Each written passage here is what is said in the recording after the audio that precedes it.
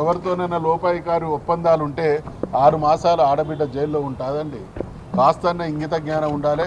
మాట మాట్లాడడానికి నాలుకను తాటిమట్ట కంటే చులకన చేసి మాట్లాడేటువంటి వీళ్ళ కుసంస్కారాన్ని ఖచ్చితంగా ఖండిస్తూ ఉన్నాం. న్యాయపరంగా చట్టపరంగా మరి కొట్లాడి ఈరోజు సుప్రీంకోర్టు ద్వారా బెయిల్ పొందడం ఖచ్చితంగా కవితమ్మ తెలంగాణ ఉద్యమకారుల నైతిక విజయం. వీళ్ళ నోళ్ళకి ఇప్పటికైనా మరి మూతపడితే తాళాలు వేసుకుంటే మంచిది. లేకపోతే ప్రజాక్షేత్రంలో ఇవన్నీ కూడా గమనిస్తూ ఉన్నారు.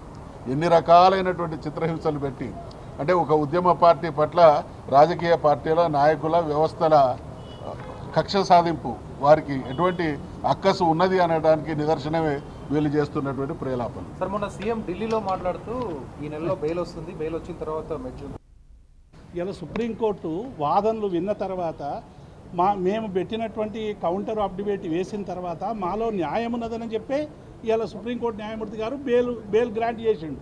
ఈ బెయిల్ గ్రాంట్ చేసినటువంటి సందర్భంలో దీన్ని తప్పుపడితే డెఫినెట్గా మహేష్ గౌడ్ గారు కంటెంప్ట్ ఆఫ్ కోర్టుకు పోవాల్సినటువంటి అవసరం ఉంటుంది. సుప్రీంకోర్టు తీర్పునే తప్పుపట్టే స్థాయికి ఇలా కాంగ్రెస్ నాయకులు వచ్చారంటే వాళ్ళ ఫ్రస్ట్రేషన్ ఎంత ఉందో అర్థమవుతా ఉంది. ఎందుకంటే ఇలా కాంగ్రెస్ పార్టీ అనుసరిస్తున్నటువంటి దుర్నీతి వలన ప్రజలందరూ కూడా రోడ్ల మీదకి వస్తూ ఉన్నారు. రుణమాఫీ కానీ హైడ్రా కానీ రకరకాల కారణాలు చెప్పి ఇలా ప్రజల్ని వేధించేటువంటి పరిస్థితి తెస్తున్నటువంటి పార్టీకి సరైనటువంటి జవాబు చెప్పే విధంగా ఇవాళ బీఆర్ఎస్ పార్టీ రాజకీయ రణక్షేత్రంలో ఉంది.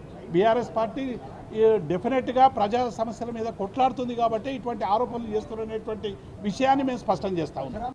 ఇవాళ సుప్రీంకోర్టు విచారణ సందర్భంగా బెయిల్స్ విచారణ సందర్భంగా ఏం కామెంట్ చేసింది ధర్మాసనము? విచారణ పూర్తి అయింది, ఛార్జీ షీటు దాఖలైంది, అయిపోయిన తర్వాత కూడా నెలల తరబడి కవిత గారిని జ్యుడిషియల్ కస్టడీలో ఉంచాల్సినటువంటి అవసరం ఏముందని చెప్పేసి ధర్మాసనం ఇవాళ స్పష్టంగా మాట్లాడింది.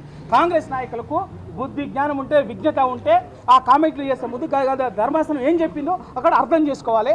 అంటే ధర్మాసనమే కోర్టే ఆ విధంగా మాట్లాడిందంటే ఎంత రాజకీయ కక్షతోటో కుట్రపూరితంగానో ఆ కేసు పట్ల వ్యవహరించునన్నది వాళ్ళు అర్థం చేసుకోవాలి. ఇప్పటికైనా మీరు విజ్ఞతతోటి ఆలోచించుకొని మీరు కామెంట్ చేసే ముందు మాట్లాడాలి. అంతేగాని నోటికి వచ్చినట్టు మాట్లాడటం అనేది మానుకుంటే మంచిది.